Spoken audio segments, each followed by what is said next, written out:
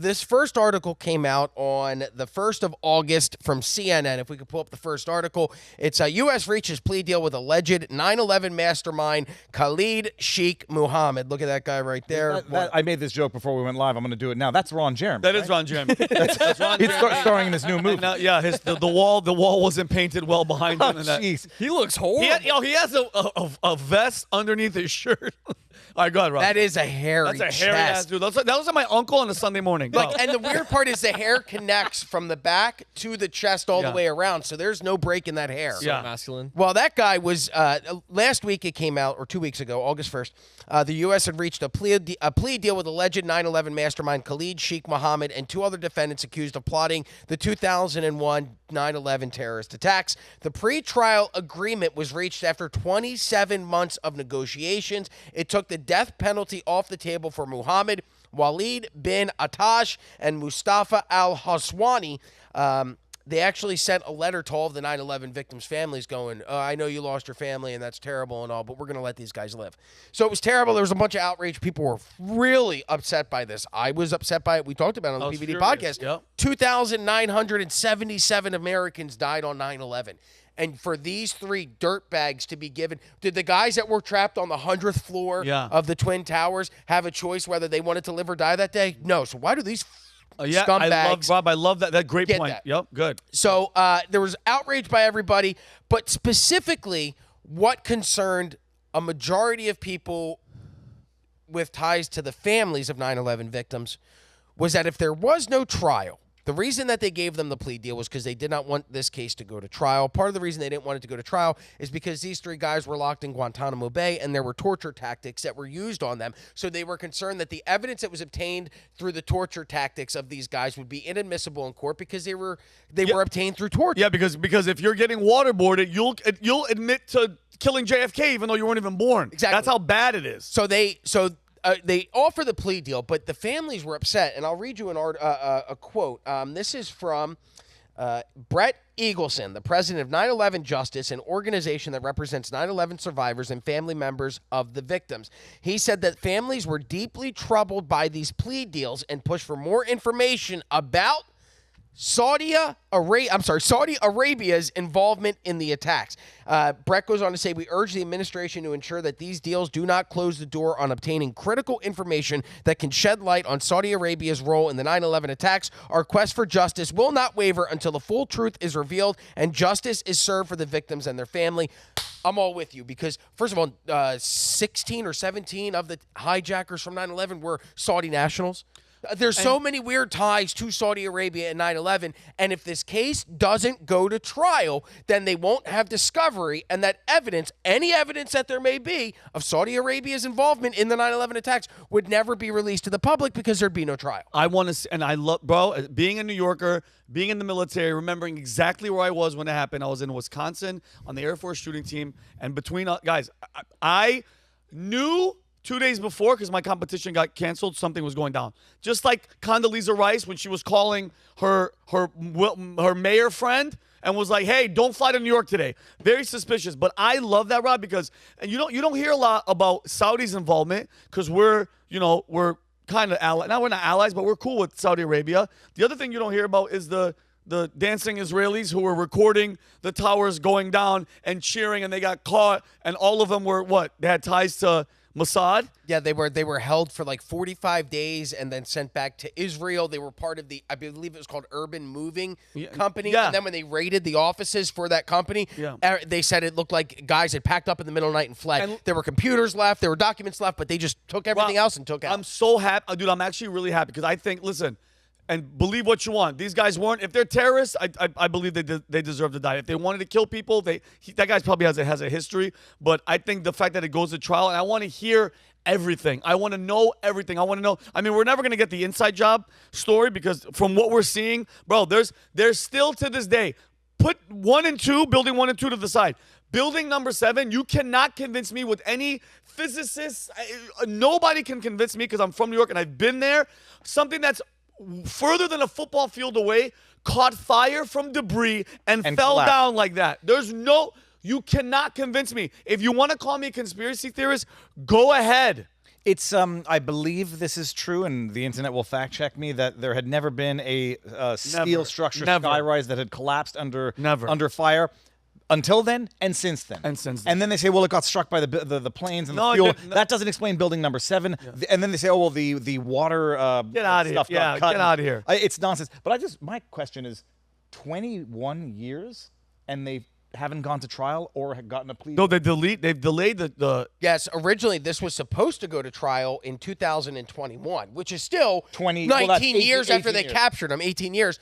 But there were 2 judges that resigned rather than oversee the case, and then COVID, they pushed it back because of the COVID-19 pandemic. I don't know why you guys are shocked. They let criminals out same exact day in New York right now. Yeah. They're doing, it's the same thing, right? Yeah. Well, I mean, but for terrorism, why? Like, they did it. Like, you have to wait for them to write down and admit it, because the plea deal is them admitting guilt.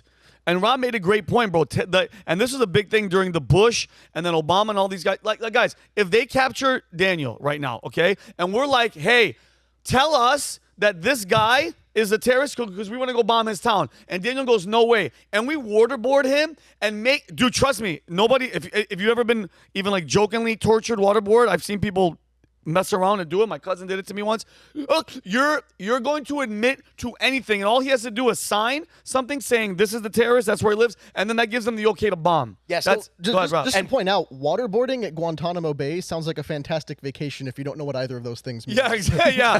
As part of the plea agreement, and we'll get to the plea agreement being removed, but as part of the agreement, the defendants agreed to answer written questions from the surviving victims and victims' families about their roles and reasons for conducting the attack. So, hey, we're not going to kill you, but okay, you're a terrorist, but we're going to take your word on this. Do you mind just writing down why you were involved in this and letting all the families know? What kind of bullshit is that? What kind of questions are supposed to come in for that? Like, hey, why'd you kill my dad? But it's not just that. It's 21 years, 22 years later. Like, what documentary evidence can they have after 20 years in Guantanamo?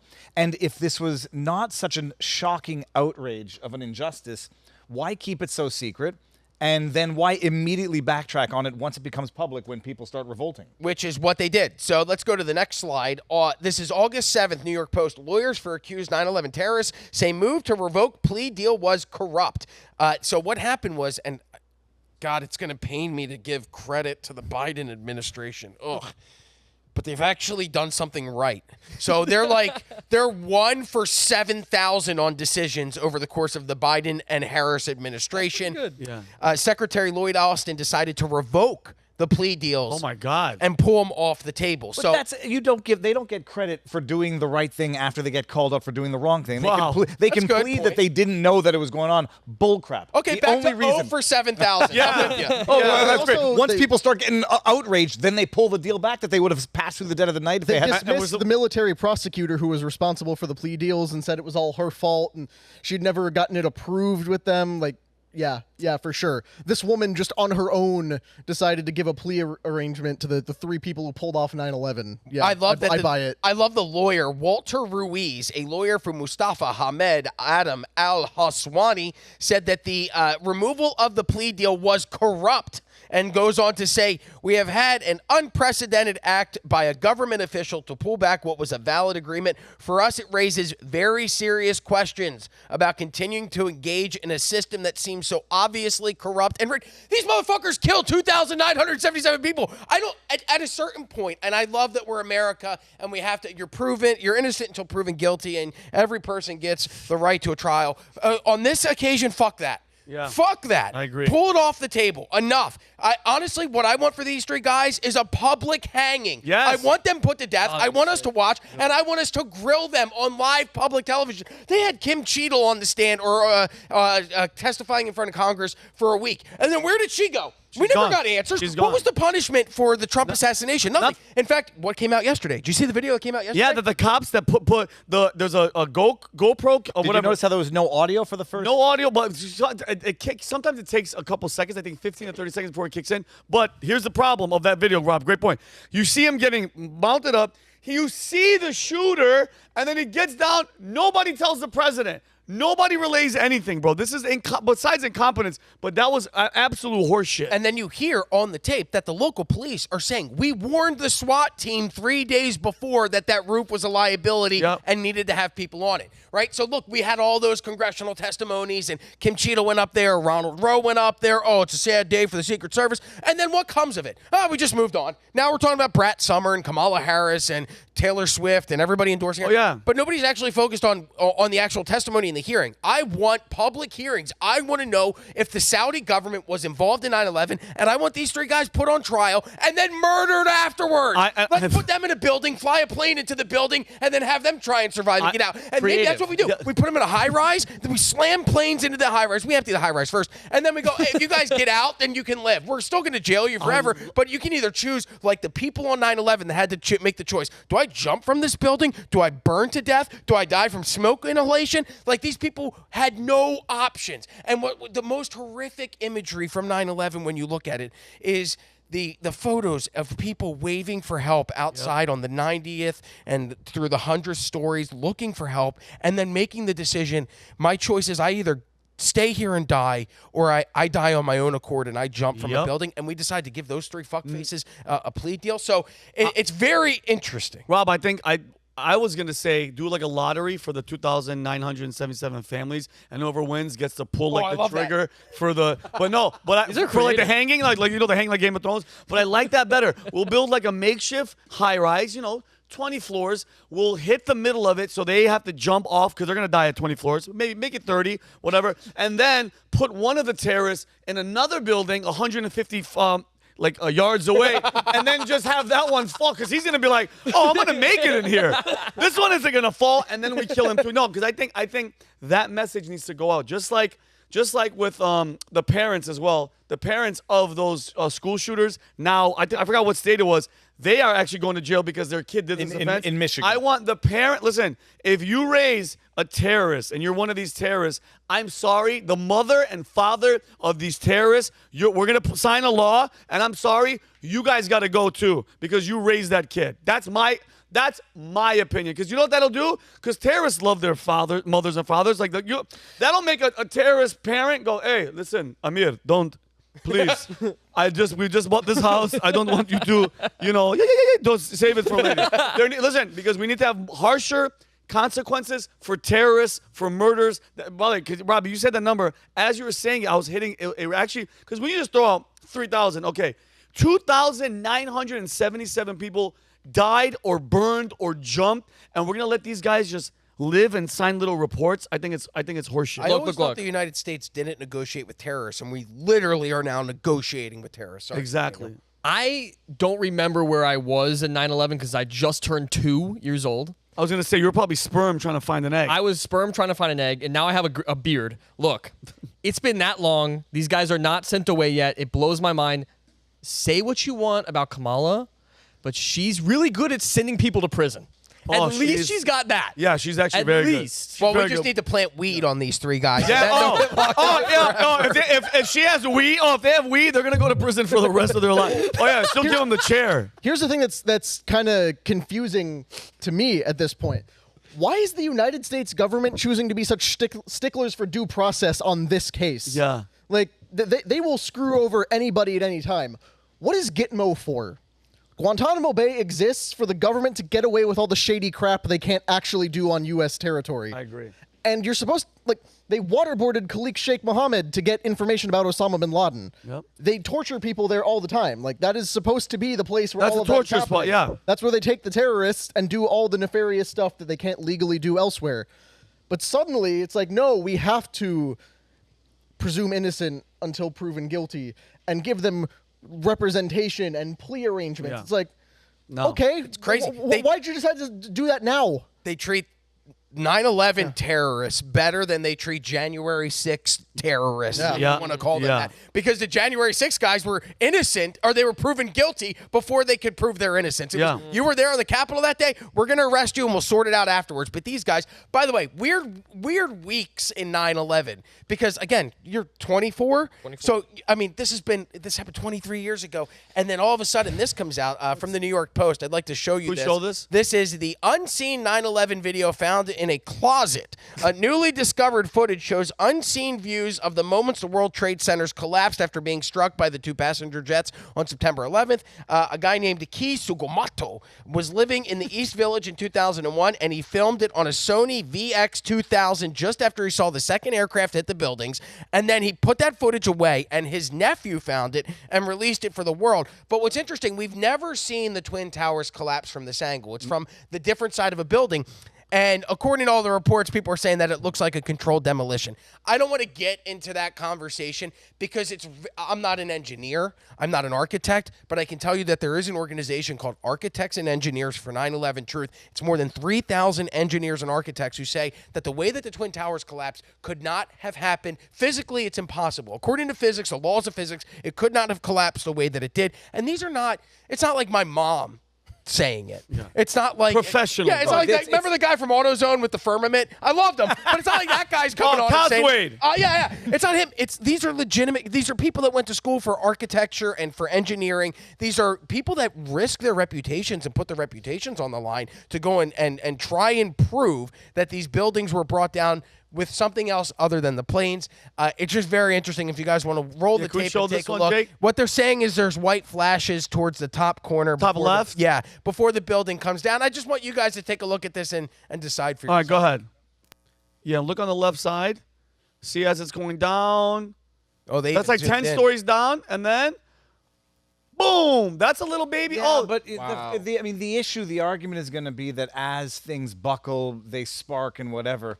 It kind of just looks like glass. The only thing is now you're reliving life backwards, having lived through 9/11, the COVID, and you have the people who signed the Great Barrington Declaration, professionals who were written off as crazy kooks, conspiracy theorists, anti-vaxxers, and they ended up being more right.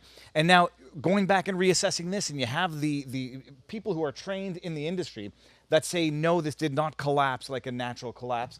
And you can't write it off.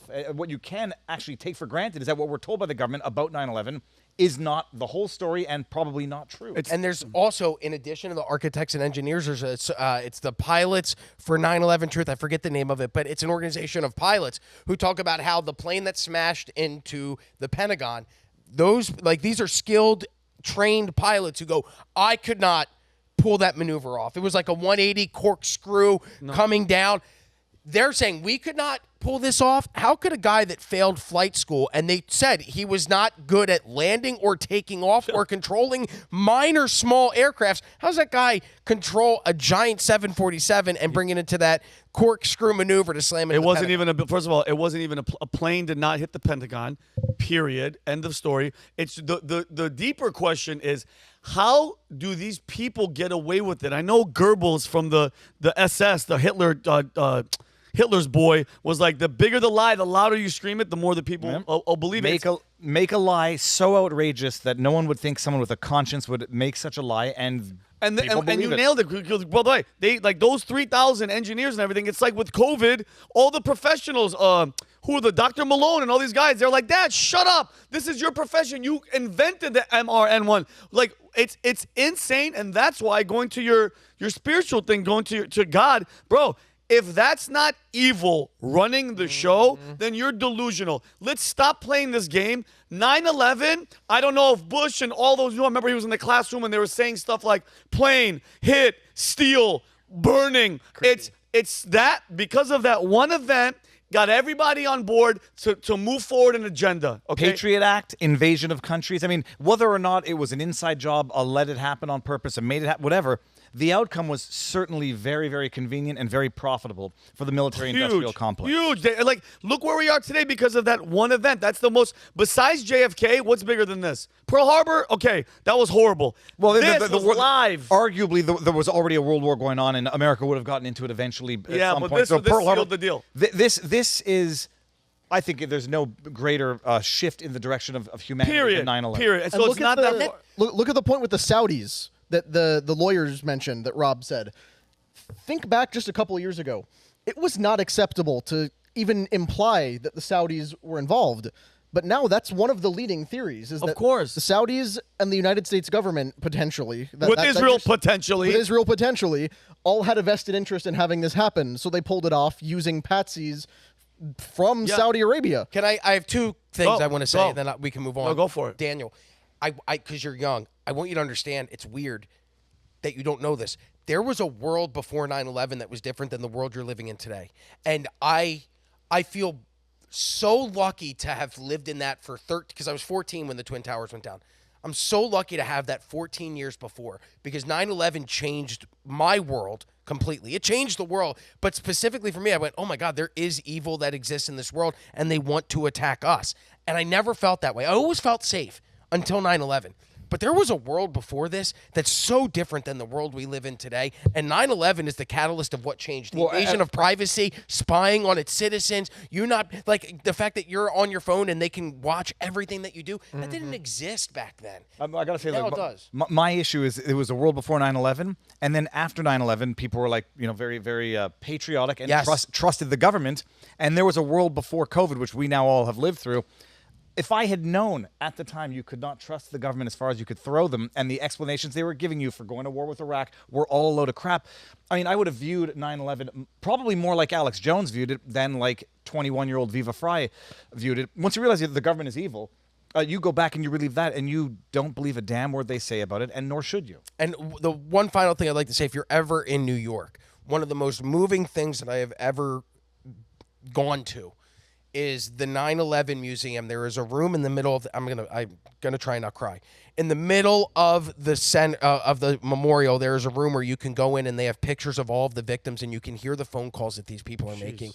And it's so life-changing and moving. So if you ever have the opportunity, if you're ever in New York, go take a day. It's hard to go and walk through, but it gives you an appreciation for how delicate life can be because those 2,977 people woke up on Tuesday, September 11th, 2001, like it was a normal day. They went to work like it was a normal day. They kissed their wives and children goodbye thinking they'd come home that day, and they didn't. And for me, that's what makes me realize how fragile this life is that we have, and I think there's no better way to view that than to go and experience the 9/11 museum. So if you're ever out there in New York, in New Jersey, or the surrounding area, take the day trip and go and do it. It's worth it. I love it. Also, just to end with a little drop of conspiracy, the only evidence that a plane struck the Pentagon, I mean, they go with forensic evidence. The only visual video evidence is 3 stills of a snap, snap, snap of the most secure building on Earth.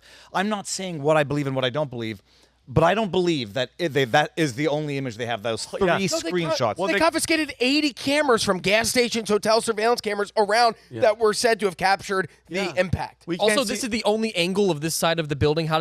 It's laughably implausible, or I should say, angrily laughably implausible. They expect us to believe a lie. It's unbelievable. So guess what? We know who the real enemy is, and guess what? It's not so far-fetched to believe that governments were like sitting in a room and they went, you know what? How many are gonna die? 3,000? Do it. Period. Guys, when people act like, you think the government 3,000? Yeah, our government dropped a bomb on fucking Hiroshima and killed 200,000 human beings, women, children, like that. And they lied, and they said that it was a military installation or a military No, village. it was in the city. And lied about the fallout of the radioactive aftermath. Oh yeah, the people are still dying. And the government lied about the safety and efficacy of a certain thing. It probably took more than 3,000 lives. Being sarcastic. Go to hell. Okay. What's up, everybody? Vincent O'Shaughnessy here. If you want to see me and the entire Valuetainment crew, we will be at the Volt Conference September 4th through the 7th at the Palm Beach Convention Center, hosted by none other than Patrick Bet-David and featuring Dwayne The Rock Johnson. Guys, this is the place to be. If you are an entrepreneur and you want to level up, do not miss this opportunity. This is the best place to network. If you want tickets, go to thevoltconference.com. Do not waste time. This thing is going to sell out, and I will see you guys there. Peace and love. So if you like this clip, click right here. And if you want to see more like it, click right here. Stay angry, Patriots.